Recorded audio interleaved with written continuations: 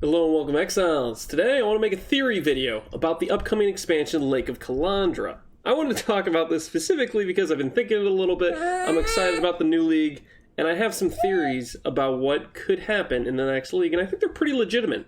Last league I made a video called 100% Accurate Predictions for PoE 3.18, which basically consisted of me making two theories. One was nerf buff predictions, which I was, spoiler alert, wrong about because they didn't do any nerfs or any buffs, but I think this list will apply the same this coming league, and we'll see if it happens or not. And then the other prediction I made was that they were going to make Sentinel 2.0. Now, they didn't, in terms of a league mechanic, it wasn't Sentinel 2.0, Synthesis 2.0. In terms of a league mechanic, it wasn't Synthesis 2.0, but in Recombinators, I do believe were the spiritual successor of Synthesis. You can tell me if you disagree or not, but Synthesis was a mechanic where you took items, you combined them to get special implicits based on those items' explicits. Whereas Recombinators are items where you combine the items and you get a new item with its explicits based on those previous explicits. They have very similar mechanical feels to them. It's all about crafting. It's about making a new item based on previous items. To me, that was Synthesis 2.0, and I don't feel like I was too wrong about that. Now, what's my theory for the upcoming expansion? It all revolves around there being a new oil for mirrored items. This is something I cannot imagine them spending any dev time on unless it was significant to the upcoming league mechanic. Because why the hell is anyone going to anoint mirrored items? Either you're mirroring an item and you're getting the person you're mirroring it from to put the anoint on, then mirroring it, yada yada yada. Or the other use case is you find some random GG mirrored amulet on the ground, and then you can mirror that. But that's not really something that happens. You don't just pick up good items off the ground. It doesn't happen as much as some people might like to believe it happens. It doesn't really happen. You make good items, you don't pick up good items off the ground. Not in this game, at least. Not currently. Now, why do I think this is significant? Well, the next league mechanic, or the next league itself, is called Lake of Kalandra. We know Kalandra because of Mirror of Kalandra, the most expensive currency in the game. It takes a rare item and lets you copy it, right? But what are some of the theories or some of the lore behind Kalandra? Now, I don't know much about lore. I am not a lore master, but from this post 8 years ago from a guy named Grobbly, which we have no, evidence on this guy's certifications or qualifications to make these claims, but he was saying that the lore behind Kalandra is something. Kalandra creates the uniques we have today in Ray class. They're actually copies of better, more superior versions of the items, but that's how we can have multiple Aegis Auroras. That's how we can have multiple of this unique all across Ray class, because Kalandra created them, right? So right now there's two concepts I'm working with. I'm working with Mirrored Oil, and I'm working with Kalandra has to do with how we got uniques. And that's when I take a bit of a jump, and we're going on to something else.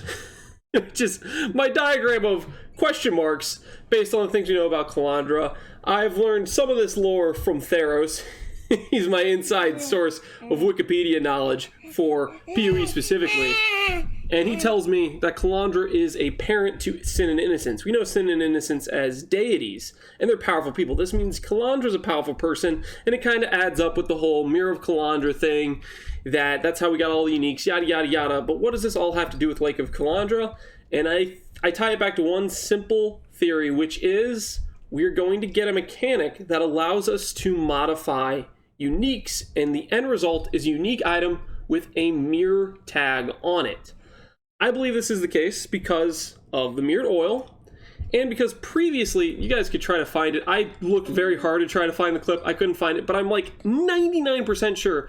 I do remember Chris in one of the more recent interviews. I don't know if it was with Josh Strife Hayes or if it was on Bay Class, but I could have sworn he said that they had a plan on the books to do something in the future for PoE. They just hadn't added it to the game yet, that they've seen other ARPGs do, and it'll seem like they were copying it, even though it was something they had planned out multiple years ago. And my theory is that thing they're referring to is legendary potential. The thing we've seen in last Epoch, where you're able to add stats to a unique item based on a rare items mod. So you can add something from a rare item to unique item.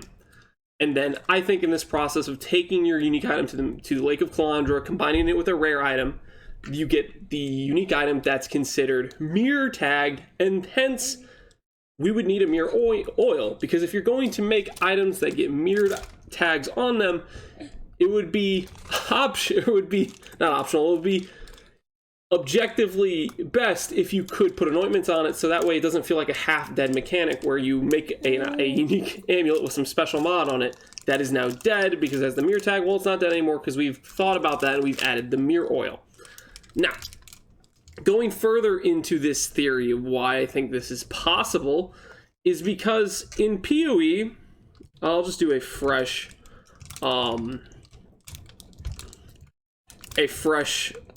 paint here. I think that it all started out kind of like this. You have uniques, which that's a Q and it's horrible, which are kind of like, I don't know, they're at this power level, we'll say. And then you have rares, which are maybe at this power level, right? And this is at the start of PoE, right? I don't know. Originally, I think uniques trended to be stronger than most rares. It was hard to create good rares. Then we got something like essences. That boosted the strength of rares. Maybe still not better than uniques. And then you get stuff like fossils.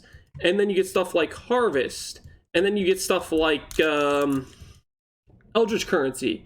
And then you get recombinators. And you keep seeing the rares value get boosted and boosted and boosted and boosted. And uniques are becoming less and less relevant because of how strong rares can be. You could say objectively there are certain uniques that are still mandatory for X, Y, and Z build because this one linchpin unique modifier carries it. But ultimately, I find it more and more common if you're going to make a good, strong character, you're using less and less uniques because rares are just so strong.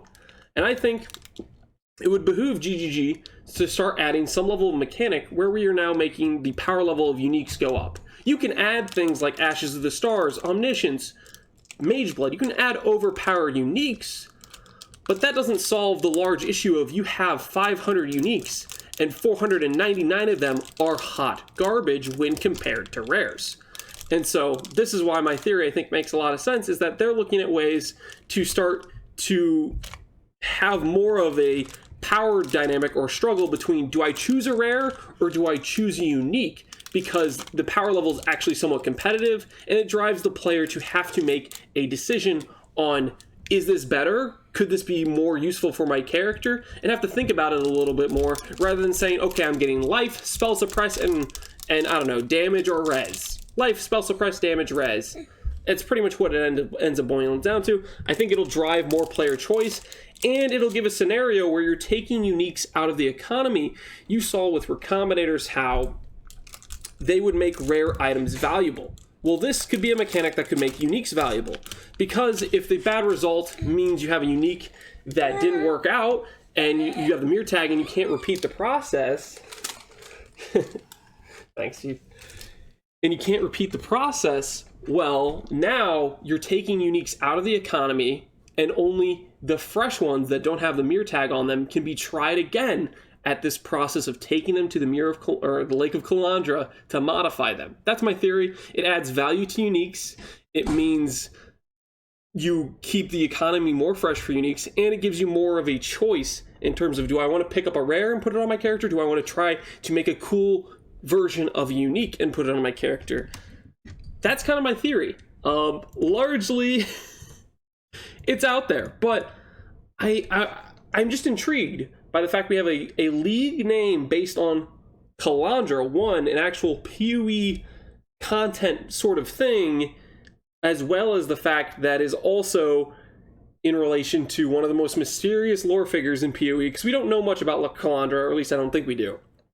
And on top of that, it's not just like a league name from the banned list. It's not just Abyss. It's not just Torment. It's not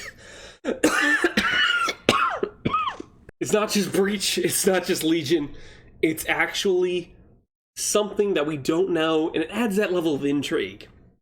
Well, let me know what you guys think in the comments about my theories on the new upcoming League, Lake of Kalandra. I'm kind of excited for the reveal trailer because I got a lot of questions in my head, And I think it could be really cool if we do get a system like this, where we get to modify and add value to uniques and make them competitive options in the game, as well as giving an item sync that makes uniques more valuable because they're getting taken off the market as they're attempted to be purified in the Lake of Kalandra. Let me know what you guys think. Take care, Exiles.